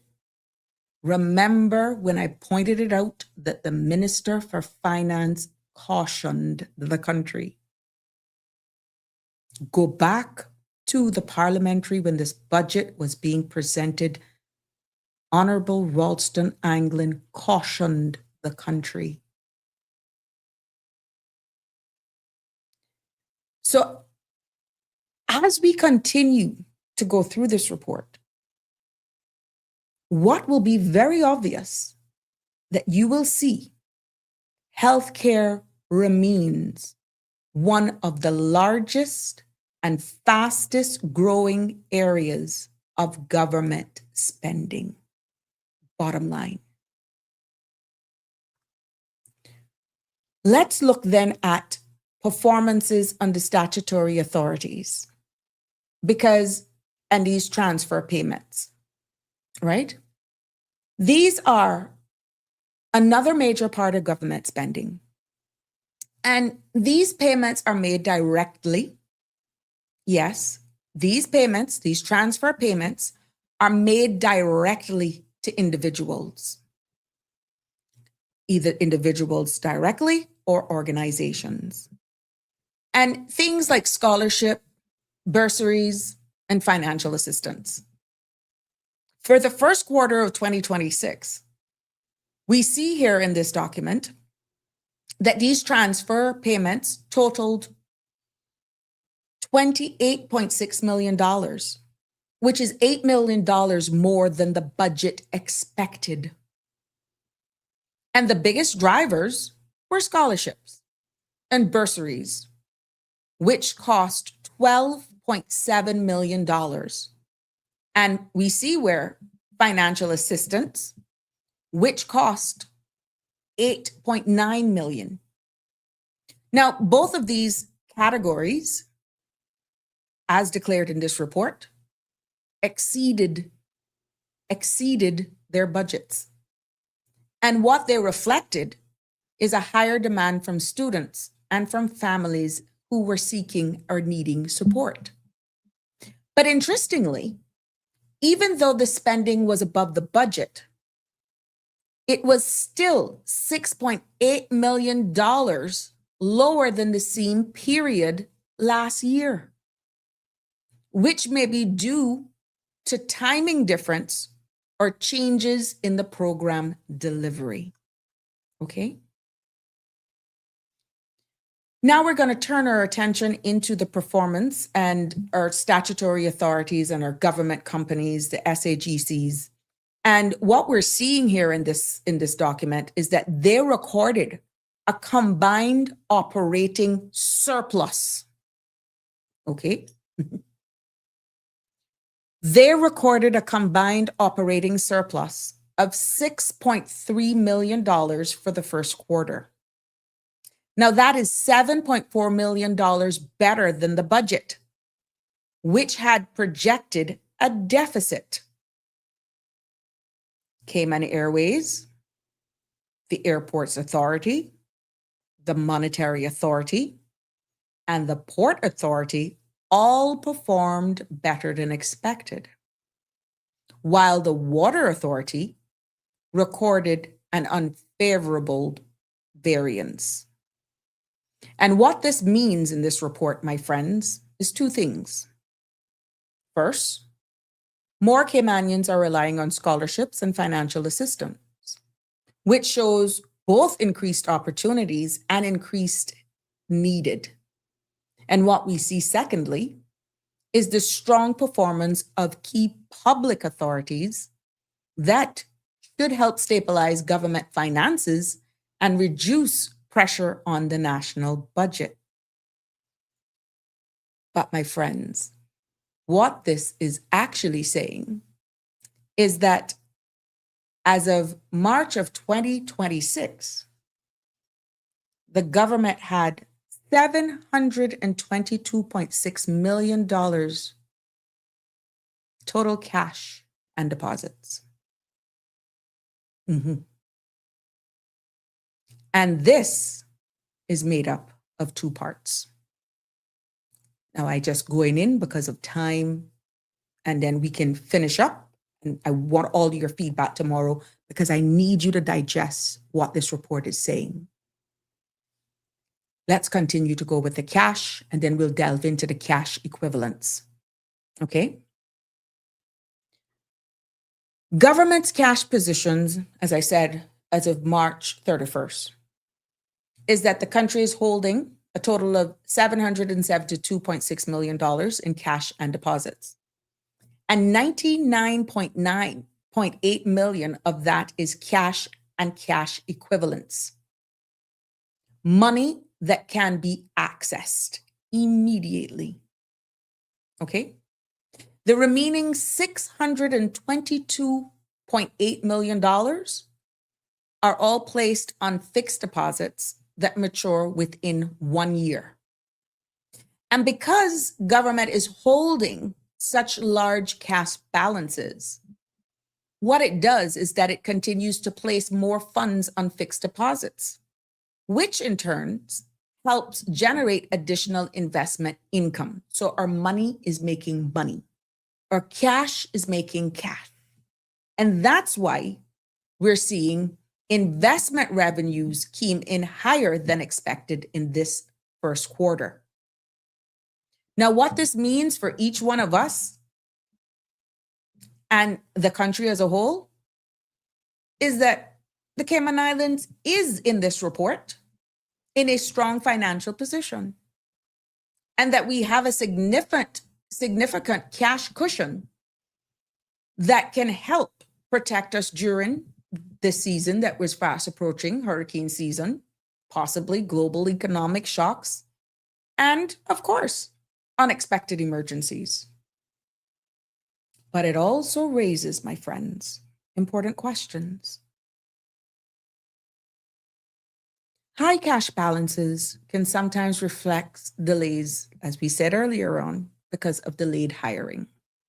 Because again, delays in project delivery, or even lower than expected spending in key areas for whatever reason. So while in this report, it shows the cash position is strong, let me repeat, it doesn't automatically mean that services are being delivered at the level the public expects, as the caller alluded to. Are you getting value for money? Don't answer that question. Think about it, because I want to hear your feedback tomorrow. Yeah, because I want to go through with the report and look at the balances that connect these spending patterns, timelines, and overall cost of running the Cayman Islands government.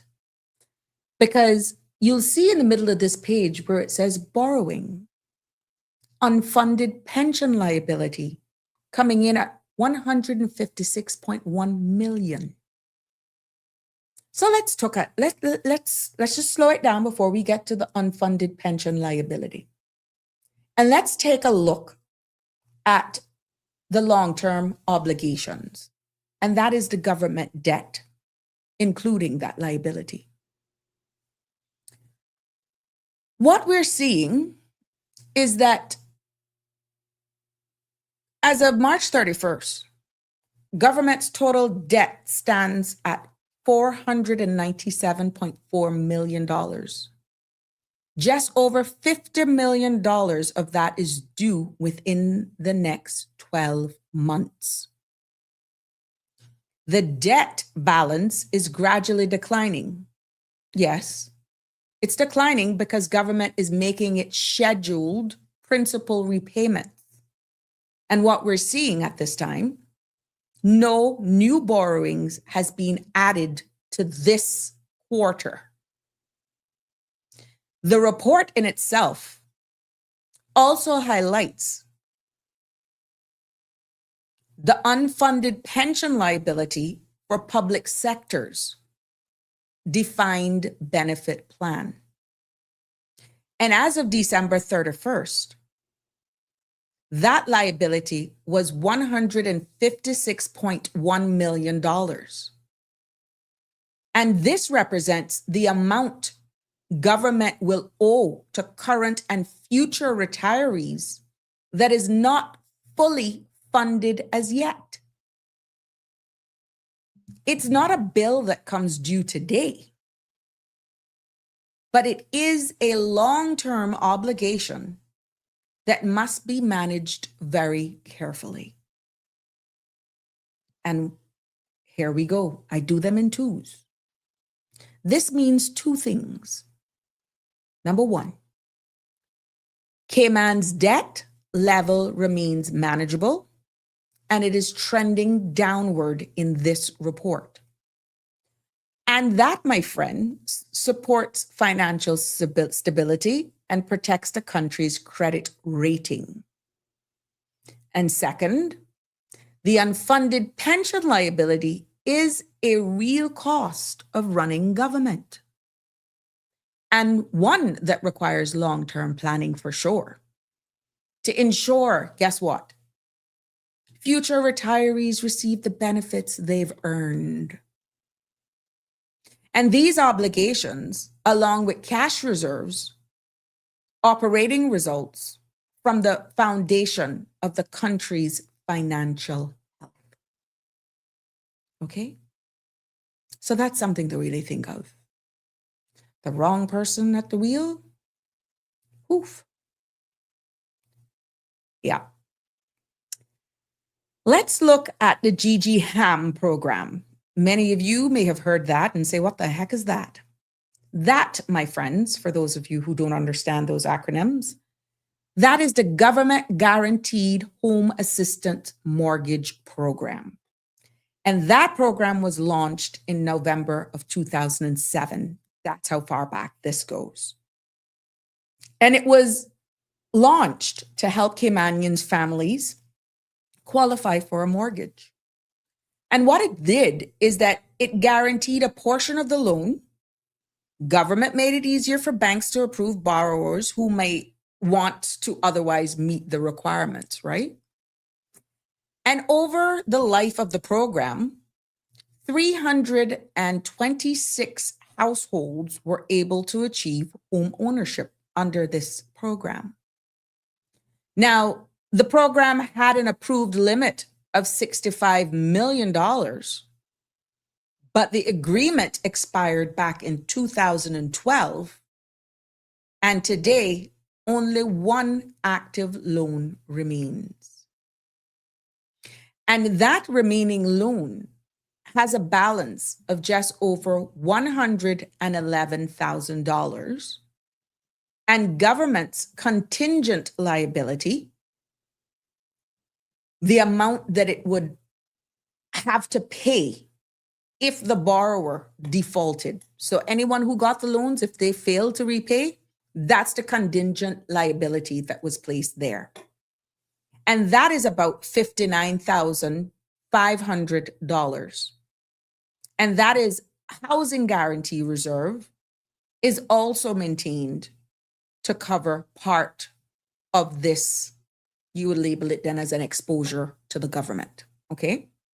So throughout the entire program, dating back from 2007, 4 local banks called in guarantees on 23 loans. That was totaling $900,000. Now, no new guaranteed payments were required for this quarter. And the takeaway from this, my friends, based on this document, is that the GGHAM program helped hundreds of Caymanian families become homeowners. But, there's a but. It is now essentially closed, with only one loan still active. And what we're seeing here in this report is that the financial risk to government is now very small, and that the program's legacy is one of long-term support for Caymanian home ownership programs. So what you're seeing is that people are asking whether or not they would consider bringing this back. And what do you think about it? Write that question down, or your answer to that question, and you're going to tell me what you think about that tomorrow. Now, we also see where government guaranteeing a loan program, the GGLP, for medium and large businesses as well. And also in this, it said where it had a loan to Cayman Airways Airports Authority, a loan to the Cayman Turtle Conservation and Education Center. So let's dive into those sections as well, because these are financial commitments that government is carrying. Yes, government is carrying this on their shoulders. It's your money. Because the business loan guarantee programs and 2 major interest-free loans to the public's authorities. That's real. But first, what we're seeing with the government guarantee loan program for medium to small businesses, for history context, this, my friends, was introduced back in December of 2020. We all know what that was all about, right? And that was designed to help companies who were under financial pressure during the pandemic.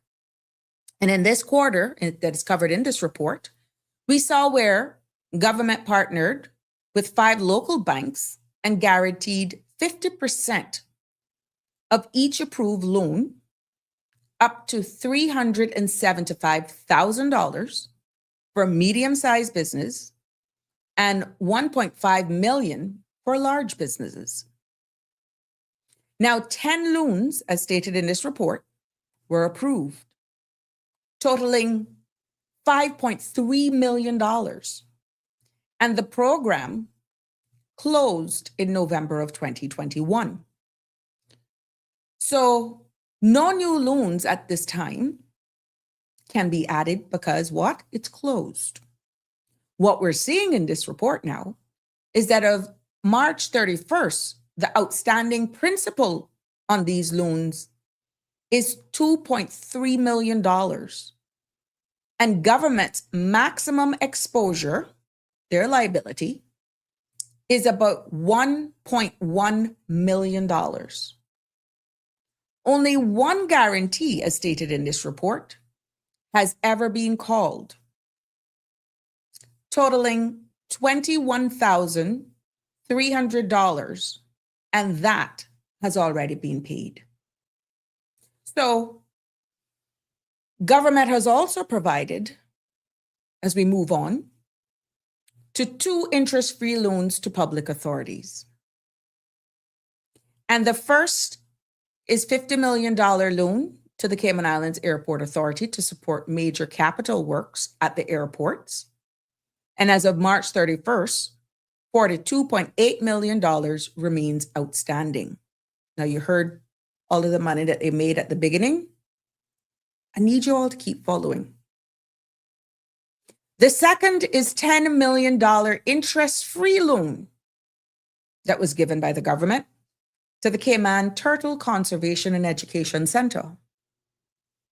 The full amount has been drawn down, meaning it's all gone, and repayment start date has not yet been sent. The key point, my friends, is that these loans and guarantees are part of the real cost of what it takes of running our government. And what these loans are doing: support businesses, protect jobs, and fund critical infrastructure and conservation works as well. But let me just say this: they also represent long-term financial commitments that must be managed carefully to protect the country's financial stability. Yeah. Because you see what it's costing to run the country, the forecast. We're underfunding medical for overseas, for our indigents, for our elderly. We see underfunded pensions. Hello. And then you got statutory authorities borrowing. Yeah. That's real. That money has to be paid back some way, somehow. And when you get a little creative with how your country is going to do a budget, what they're going to increase in cost and services and all this sort of stuff, all of the revenue that comes into our countries, driver's license fees, work permit fees, Caymanian status fees, PR fees, naturalization fees. If we don't collect them, where you get the money from? If there's a dip in real estate, if there's a dip in financial services, if we're no longer attractive or have the necessary infrastructure in place that makes our environment conducive, attractive, to bring in all of these people, to pay government these fees, how are we going to make up for this shortfall? Is the ESO data really making sense now if we're only at 20,000 generational? If we have to make our own locals because organically, generationally, we're not keeping up, or we're not having kids fast enough. I would like your feedback on what are some of the other suggestions that could keep us to maintain this lifestyle that we have. If the money isn't coming in, how are we going to take care of our pensioners? How are we going to pay to keep our elderly so that they can retire with dignity? You have 1 minute. You're live. I had to call back. Forgive me. You said something there that just struck at my heart, right? And you said, with respect to financial services and, how they earn money. As someone who has worked in financial services for almost 2 decades, that's my bread and butter. That's my foremost expertise. Mm-hmm. I remember the Minister of Finance saying, when we kept, I think the head of the CEO for Cayman Finance, when it was announced that we would be increasing fees again, particularly to service providers in financial services, and he made a God-honest, truthful statement, which I had made years ago. We are going to kill the golden goose. We're killing the goose that lays the golden egg, right? I think the Minister of Finance, Honorable Ralston Mangan, got up and said it's a farce that we are going to keep increasing fees and that companies are just going to get up and move overnight. I'm not sure if he's worked in financial services. I have for almost 20 years. He's an accountant, but I don't know, because that statement didn't make a whole lot of sense. What's actually happening? He is correct to, in a sense, that no, these companies are not packing up operations and moving to other jurisdictions. What's actually happening are Caymanians, and talk about collateral damage and unintended effects. Caymanians are being displaced out of their roles in financial services because there is no requirement for these roles to be performed in the jurisdiction. There's no way to protect jobs for Caymanians. Those increases are being borne by these companies, and they are not passing it on to their clients. Who is actually getting the shit end of the stick are the Caymanian employees who work to keep that business going, right? And guess what? It becomes increasingly more cumbersome to keep up with the ever-changing AML, KYC regulations or whatever, so that we can remain compliant. But guess what? Those roles are being outsourced to countries like India, the Philippines, Mauritius, and the Caymanian worker who was in that seat is now being made redundant because those roles, it's much cheaper to hire someone in those jurisdictions to carry out those functions. So no, companies are not correct. So no, companies are not packing up operation and leaving the country. But what they're doing is cutting off their noses to spite their faces, because Caymanians are being put out of work hand over fist because directly related to the cost of those companies that they work for being able to conduct business in Cayman and still turn a profit. Now, like I said, for me, it feels like cutting off your nose to spite your face. And guess what? These companies are not going to operate at a loss. The ethos behind being in business is a view for profit. A view for profit. And just like the government needs to have an operating surplus, so do these very large entities. And guess what? They don't care where the work is being done from, and they don't care as that long Sabrina, as it who gets is the done. Correct. Absolutely. And you know what else they don't care about? The quality or the standard. They don't care about the quality or the standard. And again, 20 years almost in this industry, the standard is subpar. It is subpar. But guess what? It doesn't matter, because at the end of the day, the balance sheet looks good On their end. But and it how does, many? Yeah, go ahead. But how many Caymanians are being displaced so that the government can achieve their cute budget? That's what I think needs to be considered, and that's what should be at the heart of all of these discussions: is at what cost are we boosting our coffers? What is the true human cost? It's costing human capital, and you are striking at the heart of the middle class, which is the backbone of every society. You're striking at the heart of middle class, which is striking at every Caymanian household in this country. In this country, because guess what? A person who leaves India to come and work in Cayman, guess what? They can go back to India. Where are we going to go? Where are we going to go? Well, leave me there, because I want to continue this tomorrow, because we got to break down the responsibility of financial management rules. And then we'll also cover, and I'm hoping that a lot of people really digest what I've said. And I'm hoping, with the fact that we brought to light the 2025 ESO statistics, we brought this in real time now.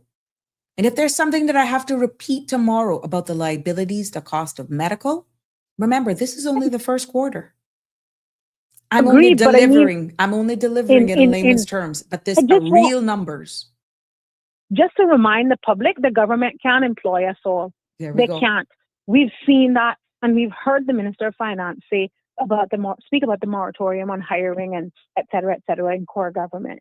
Right? The private sector has a role to play, and I think that they're doing their best to be able to play that role. But they too don't want to operate at a loss.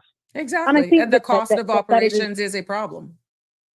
Correct, and I think that more thought and they need to be more prudent when they're making these decisions. But I will leave you there. Yeah, no, I want you to tune in tomorrow, because I want to wrap up the delivery of the actual document, and then we can start to dissect it.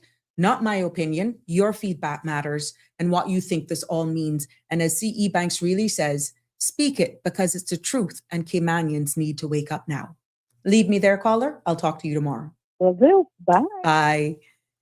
Ladies and gentlemen, that brings us to a close of this episode of Sabrina Speaks right here on CMRTV.com. It has been my pleasure delivering this report to you, and we're going to pick back up at slide 18 tomorrow so that we just break it down again in letting you know the responsible of financial management rules, its implications if they're not followed. But I want to keep it real because all I'm doing is delivering in layman's terms this public document for us to digest.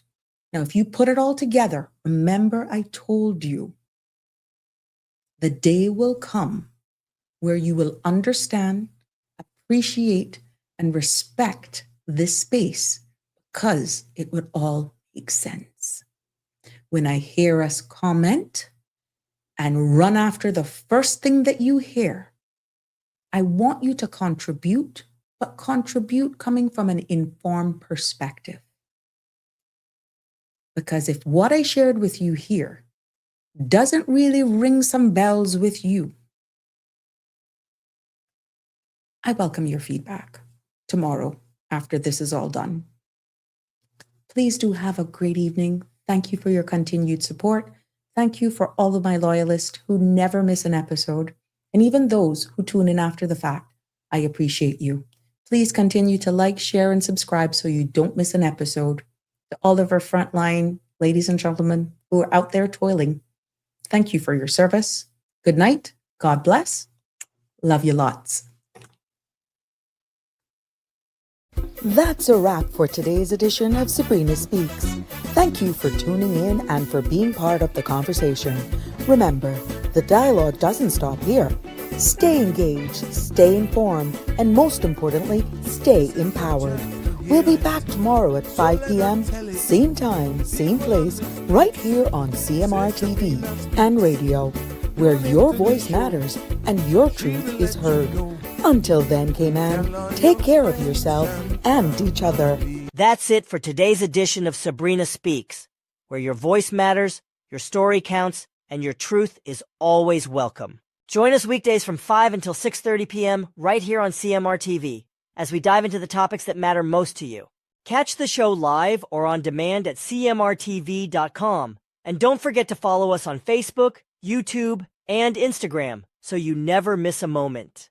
Until next time, stay informed, stay engaged, and always speak your truth.